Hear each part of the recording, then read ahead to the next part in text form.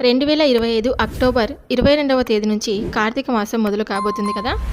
చాలామంది కార్తీక పూజలు చేసుకుంటూ ఉంటారనమాట. కార్తీక మాసంలో చేసే దీపారాధనకు ఎంతో ప్రాధాన్యత ఉంటుందండి. అందుకే ఈ నెల రోజులు భక్తులు ఎంతో భక్తి శ్రద్ధలతో నిష్టగా దీపారాధన చేస్తూ ఉంటారు. కార్తీక మాసంలో దీపాలు వెలిగించడం వల్ల అఖండ రాజయోగం కలిగి అష్టైశ్వర్యాలు సిద్ధిస్తాయని అందరూ చెప్తూ ఉంటారు, అలాగే నమ్ముతూ ఉంటారు. అలాగే కార్తీక మాసంలో ప్రతిరోజు కూడా చాలామంది నిత్య దీపారాధన చేసుకుంటూ ఉంటారు. కార్తీక మాసంలో తప్పకుండా ఈ ఆకు మీద దీపం వెలిగిస్తే కూటికి లేని వారు కూడా కోటీశ్వరులు అవుతారని శాస్త్రాలు చెప్తున్నాయి.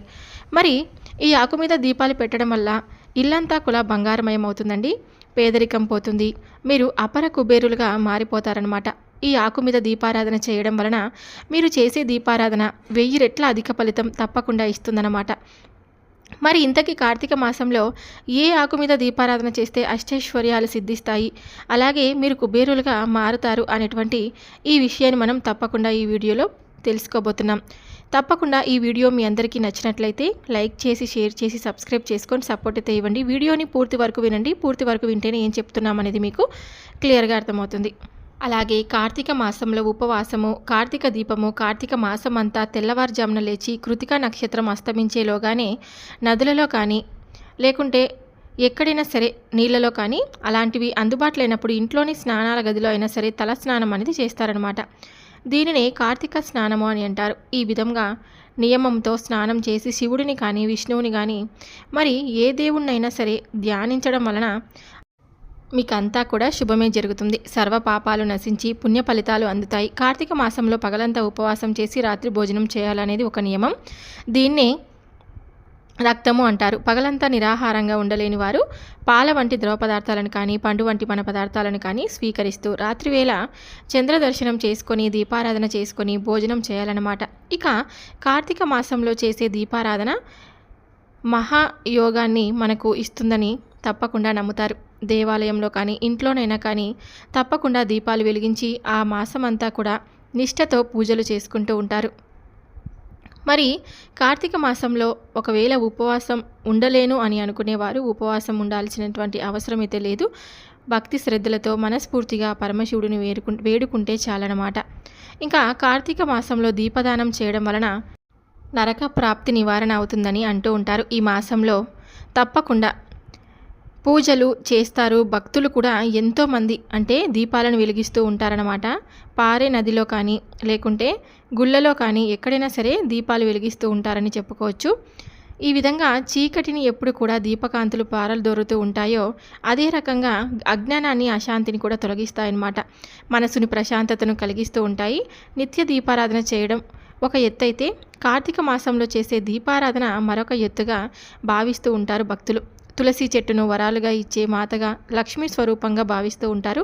కార్తీకంలో ఈ నెల రోజులు తులసి కోట వద్ద ఉదయం సాయంత్రము దీపారాధన తప్పనిసరిగా చేయాలన్నమాట. పౌర్ణమి రోజున తులసి కోటకు ప్రత్యేకంగా అలంకరిస్తారు. తులసి నిరంతరంగా ప్రాణవాయువును అందిస్తూ ఉంటుంది. ఇంటి ప్రాంగణంలో ముఖ్యంగా ప్రధాన ద్వారం ఎదురుగా ఉంచుతారన్నమాట. ఎలాంటి కాలుష్యపూరిత వాయువులను ఇంటిలోనికి రానియకుండా అడ్డుకుంటుందని కూడా చెప్పుకోవచ్చు. ఇంకా కేశవులకు ఎంతో ఇష్టమైన, ఎంతో ప్రియమైన ఈ మాసం ప్రారంభం కాగానే దేవాలయాలలో ధ్వజస్తంభానికి ఆకాశ దీపం వేలాడుతూ ఉంటుందన్నమాట. వేలాడదీస్తూ ఉంటారు. ఇలా చిన్న చిన్న రంధ్రాలు చేయబడినటువంటి ఈ గుండ్రటి ఇత్తడి పాత్రలో నూనె పోసి దీపాన్ని వెలిగిస్తూ ఉంటారు. ఈ ఆకాశ దీపం పితృదేవతల మార్గాన్ని చూపిస్తుంది. తాడు సాయంతో ఈ పాత్రను పైకి పంపించి ధ్వజస్తంభం పై భాగాన వేలాడదీస్తూ ఉంటారనమాట. అయితే దీనినే ఆకాశ దీపం అని పిలవడానికి ధ్వజస్తంభానికి వేలాడదీయడానికి ఒక కారణం అయితే ఉంటుందన్నమాట. ఏదైనా అండి ఈ కార్తీక మాసం ప్రారంభం కూడా ఆకాశ దీపంతోనే జరుగుతుంది. ఆకాశ దీపం వెలిగించిన దీపంలో నూనె పోసిన ఈ దీపాన్ని దర్శించుకొని నమస్కరించుకున్న పుణ్య ప్రాప్తి కలుగుతుంది. మనలోని అజ్ఞాన అవివేకాలు పూర్తిగా తొలగిపోతాయన్నమాట. దీనిని ఏదైనా సరే అండి ధూపదీప నైవేద్యాలు సమర్పించి శివకేశవులను స్మరిస్తూ నమస్కరిస్తూ ఆకాశ దీపం వెలిగించి వేడుకోవాలి. ఇంకా గుడిలో దీపం పెట్టినప్పుడు అయినా సరే ఈ దీపాన్ని ఒక ప్రత్యేకమైన ఆకు మీద పెడితే శివుడి అనుగ్రహం కలిగి కటిక పేదవారు కూడా ధనవంతులుగా మారిపోతారని పండితులు చెప్తూ ఉంటారు. ఈ ఆకు ఏమిటి అంటే కనుక మారేడు ఆకు. సాధారణంగా దీపాన్ని వెలిగించినప్పుడు చాలామంది తెలియక నేల మీదే వెలిగిస్తూ ఉంటారనమాట. కానీ దీపాన్ని ఎప్పుడు కూడా కటిక నేల మీద పెట్టకూడదు. ఏదైనా ఒక ఆకు మీద పెడితే మంచి ఫలితం వస్తుంది. ప్రత్యేకించి చెప్పాలంటే ఈ కార్తీక మాసంలో ముందు ఒక తమలపాకు పెట్టి ఆ తమలపాకు మీద మారేడు ఆకు ఉంచి ఆ మారేడు ఆకుకు పసుపు కుంకుమ బొట్లను పెట్టి తర్వాత ఆకు మీద ప్రమిద ఉంచి నూనె పోసి దీపాన్ని వెలిగిస్తే కనుక సకల శుభాలు జరుగుతాయండి. శివయ్య అనుగ్రహం తప్పకుండా మీకు కలుగుతుందని కూడా చెప్పుకోవచ్చు. ఎందుకంటే మారేడు ఆకు అంటే పరమేశ్వరుడికి ఎంతో ఇష్టం. మారేడు ఆకు చివరిలో లక్ష్మీదేవి ఉంటుందని పురాణాలు చెప్తూ ఉంటాయి.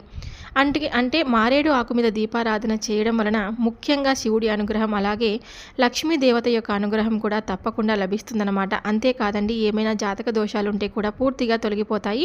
సకల దరిద్రాలు తొలగిపోతాయి. కటిక పేదరికం మొత్తం పోతుంది. సిరి సంపదలు కలుగుతాయన్నమాట. ఎందుకంటే మారేడు దళం అంటే మహాశివుడికి ఎంతో ప్రీతి. మారేడు ఆకులు 3 కలిసి ఉంటాయి కాబట్టి ఇవి శివుడు 3 కన్నులను గుర్తు చేస్తుంది. త్రిశూలానికి కూడా చిహ్నంగా మారేడు ఆకుని చెప్తూ ఉంటారు. అలాగే సాక్షాత్తు మహాశివుడే మారేడు చెట్టు కింద నివాసం ఉంటాడని పరమ పవిత్రమైనటువంటి పురాణ వేదాలు చెప్తూ ఉంటాయి.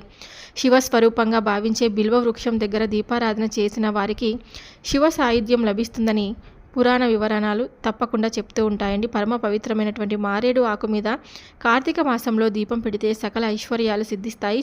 శివుని చల్లని చూపు మన మీద తప్పకుండా పడుతుందన్నమాట.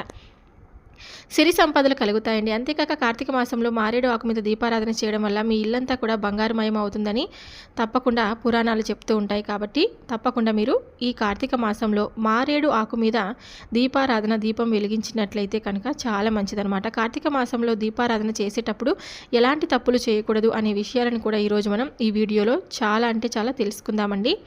హిందూ పురాణాల ప్రకారం అంటే హిందూ సాంప్రదాయంలో ఆధ్యాత్మికతను పెద్దపీఠం చేస్తారు. హిందూ పంచాంగంలో ప్రతి మాసానికి విశిష్టత అనేది ఉంటుంది. కొన్ని మాసాలకు మరింత ప్రత్యేకత కూడా ఉంటుంది. పండుగలు పేరుతో దీపారాధన దైవారాధన కేటాయించే ప్రత్యేక సమయాలు ఒక ఎత్తైతే ఈ ప్రత్యేక మాసాలకు ఆధ్యాత్మికంగా ఎంతో ప్రాధాన్యత కూడా ఇస్తారనమాట. పూర్వంలో అంటే మనకి ఏదైనా సరే అండి, ఈ మాసాల్లో భక్తి శ్రద్ధలతో భక్తజనం ఎటువంటి ఆధ్యాత్మిక ప్రాధాన్యత ఉన్న మాసాలలో అతి ముఖ్యమైనది కార్తీక మాసం. కార్తీక మాసం అనగానే సాధారణంగా అందరూ పరమశివుడికి ప్రీతిపాత్రమైనటువంటిది అని భావిస్తూ ఉంటారు. కానీ ఇది విష్ణుమూర్తి ఆరాధనకు కూడా అత్యంత ప్రధానమైన మాసం అని కూడా చెప్పుకోవచ్చు. ఈ నెలలో ఇటు శైవ క్షేత్రాలు అటు వైష్ణవ క్షేత్రాలు అన్నిటిలోనూ కూడా ప్రత్యేక పూజాధికారులు నిర్వహిస్తారన్నమాట. భక్తజనకోటి ఈ పూజాధికారుల్లో పాల్గొని ఆధ్యాత్మికతను పొందుతూ ఉంటారని కూడా చెప్పుకోవచ్చు. అన్ని మాసాల్లో చేసే ఆధ్యాత్మిక కార్యక్రమాల కన్నా ఈ కార్తీక మాసంలో చేసేటువంటి ఉపవాసం కానీ స్నానం కానీ దానం కానీ ఎన్నో రెట్ల పుణ్య ఫలితాలను ఇస్తుందండి.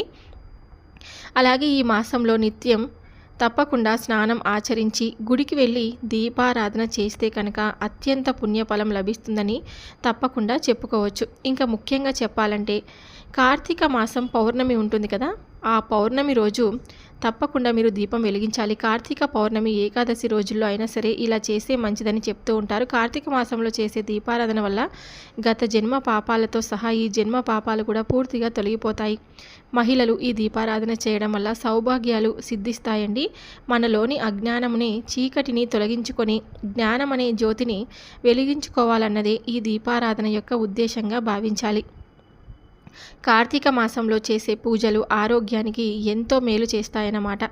దీపం చీకట్లను దూరం చేస్తుంది, అజ్ఞానాన్ని తొలగించి జ్ఞానజ్యోతిని అందిస్తుందని కూడా చెప్పుకోవచ్చు. దేవుడి సన్నిధిలో దీపారాధన చేయడం వల్ల మనకు ఎంతో మనసు కూడా ప్రశాంతంగా ఉంటుంది కదా. కాబట్టి కార్తీక మాసంలో పొద్దున పూట తులారాశిలో సూర్యుడు ఉండగా స్నానం ఆచరించి ఆకాశంలో నక్షత్రాలు ఉండగానే దీపాన్ని వెలిగించాలన్నమాట. ఉదయం 4 నుండి 5 గంటల మధ్యలో వెలిగించాలి. దీనిని కృతికా దీపం అని ఇలా పేరు చేస్తే అఖండమైన పుణ్యం కలుగుతుందన్నమాట. స్త్రీలైనా పురుషులైనా సరే ఈ దీపం పెట్టవచ్చండి. కానీ స్త్రీలకు మాత్రం మరింత విశేషంగా చెప్పారనమాట. స్త్రీలు ఈ సమయంలో దీపం పెడితే సౌభాగ్యం కలుగుతుంది. తులసి కోట దగ్గర స్త్రీలు కృతికా దీపాన్ని పెట్టాలని శాస్త్రం చెబుతుంది. ఇలా తులసి కోట దగ్గర దీపం పెట్టిన తర్వాత ఇంట్లో నిత్య దీపారాధన ఆచరించుకోవాలి. ఇది కాక కార్తీక మాసంలో ప్రతిరోజు దీపదానం చేయాలని శాస్త్రాలు చెప్తూ ఉన్నాయి. దీపదానం ఎలా చేయాలంటే కనుక ఎవరికి వారు పత్తితో స్వయంగా ఒత్తులు వేసుకొని బియ్యం పిండితో కానీ గోధుమ పిండితో కానీ ప్రమిదలు చేసుకొని ఆవు నెయ్యి వేసి 2 ఒత్తులు కూడా వేసి దీపం వెలిగించి ప్రతిరోజు అంటే కార్తీక మాసంలో ప్రతిరోజు బ్రాహ్మణుడికి దానంగా ఇవ్వాలన్నమాట. కార్తీక మాసంలో 30 రోజులు దీపదానం చేయాలి. మధ్యాహ్నం 12 గంటల లోపు ఆహారం తీసుకోకముందే దానం చేయాలి. దానం తీసుకునే వారు కూడా ఆహారం తీసుకోకముందే దానం తీసుకోవాలి. కేవలం బ్రాహ్మణులకే దీపదానం ఇవ్వాలి. ఇలా మాసమంతా కూడా దీపదానం చేసి చివరి రోజున పెద్ద పిండి ప్రమిదను తయారు చేసి అందులో మధ్యలో వెండి ప్రమిద పెట్టి అందులో ఆవు నెయ్యి పోసి పత్తి ఒత్తులు వేసి స్తోమత ఉంటే పక్కనే బంగారు ఒత్తి కూడా వేసి దీపం వెలిగించి నెల రోజులు ఏ బ్రాహ్మణుడికైతే మీరు దీపదానం చేశారో ఆ బ్రాహ్మణుడికే దానం ఇవ్వాలి. ఇలా మీకు వీలుంటే స్తోమత ఉంటే ఇవ్వచ్చు, లేకపోతే ఇవ్వకపోవడం అది అంతా కూడా మీ ఇష్టం కదా. ఇంకా ఇలా దీపారాధన చేస్తే మీకు అన్ని విధాలుగా అనుకూలంగా ఉంటుందని కూడా చెప్పుకోవచ్చండి.